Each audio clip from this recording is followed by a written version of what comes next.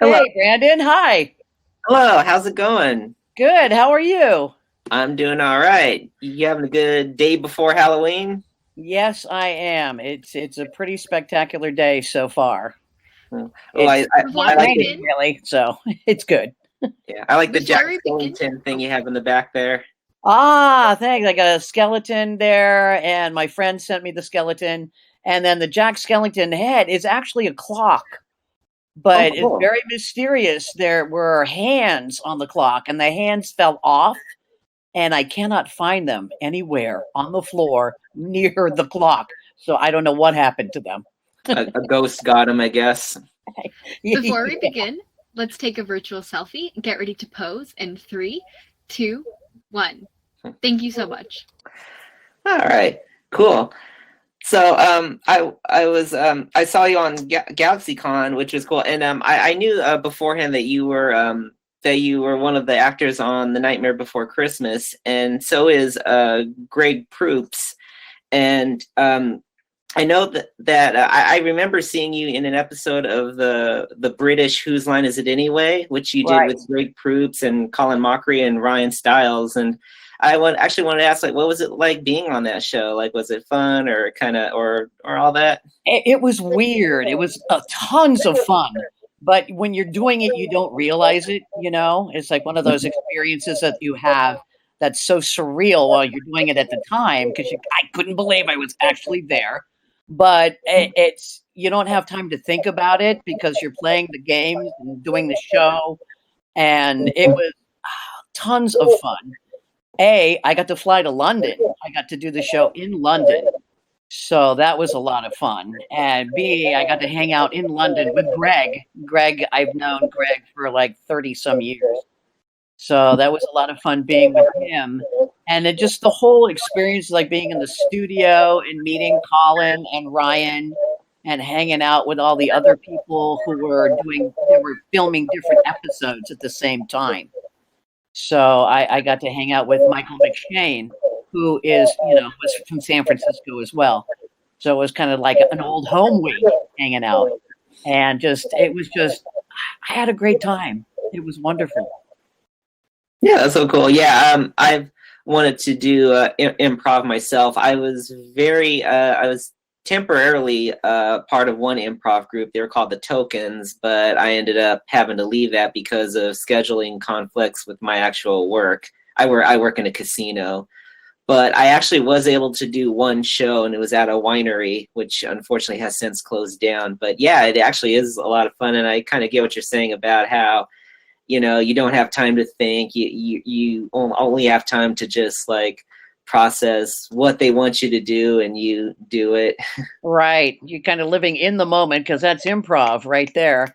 And then afterwards, like the next morning, I woke up and went, I could have done that, or we could have done that, or, well, wasn't that a great bit? Just stuff that you're just living through it at the time. So you don't even realize what you're doing, really. Yeah, and I was trying to think of one funny moment that I remember you did on the show, and I think it was the props game where you and Greg had like this fuzzy prop, and it was attached to a string, and you're just like kind of, I think you were like spinning it around, and I think you said something like, "No, it's totally fine to swing cats around," or it was something like that.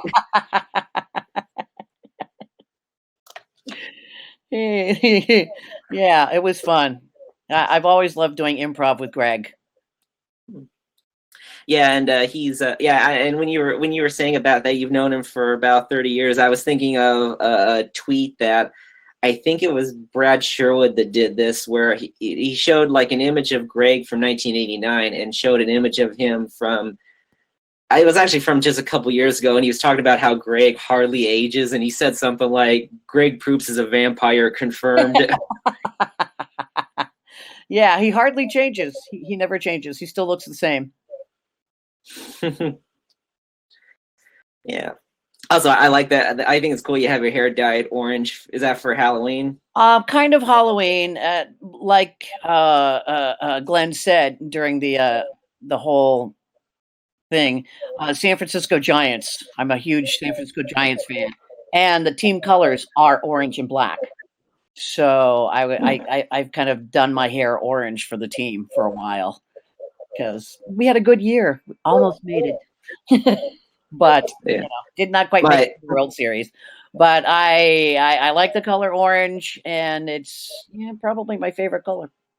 Yeah, my knowledge of sports is not very good. They're baseball or basketball? The baseball. It's a baseball team. Yeah. I know I noticed, and this is actually something that a lot of Who's Line fans have noticed, that you must be kind of a baseball fan, because when you were on Who's Line, you had kind of like a baseball jersey, and in the Galaxy Con like profile pic, you also have like a baseball jersey in there too. Yeah, it's tons of baseball jerseys. The baseball jersey I wore for Whose Line Is It Anyway? It was the Indianapolis Clowns. It said Clowns across the front. Mm-hmm. And Toni Stone was one of the very first women to play baseball in the baseball league. It was the Negro Baseball Leagues, is what they called it. And she was a shortstop. She was really, really good. So I got that jersey as a gift for Christmas one year. And I thought, it says Clowns on it, so I'm just going to wear it for the show. Because you're in the company of clowns, kind of. Yeah. Yeah, I've been to a couple of baseball games. My dad and I used to go see the Rainiers at Cheney Stadium, cool. which is a lot of fun.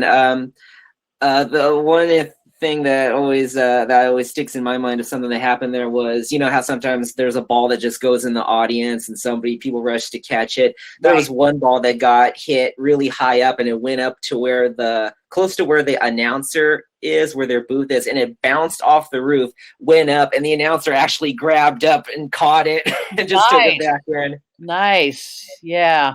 I'd be surprised how many people just go crazy just to get a baseball. A $6 baseball. It's like really not worth hurting yourself for.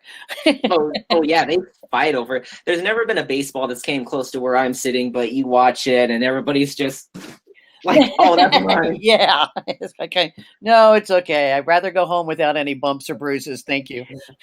Or if a baseball goes outside the stadium, there's people that will leave their seats, try to go out to the parking lot and look for it. Right. You see that a lot in spring training because the stadiums are a lot smaller. So a lot of the balls will just go out, and you could be buying a hot dog and boom, a ball will land right there.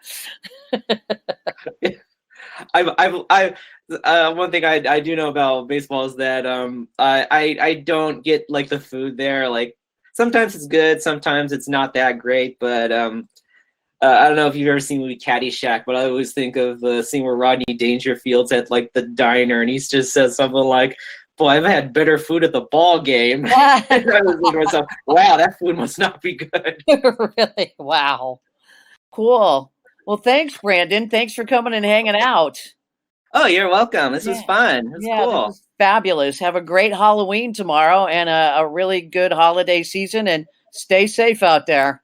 Oh, you too. Yeah. Be safe and having fun. Thank you. You're welcome. Bye. Bye.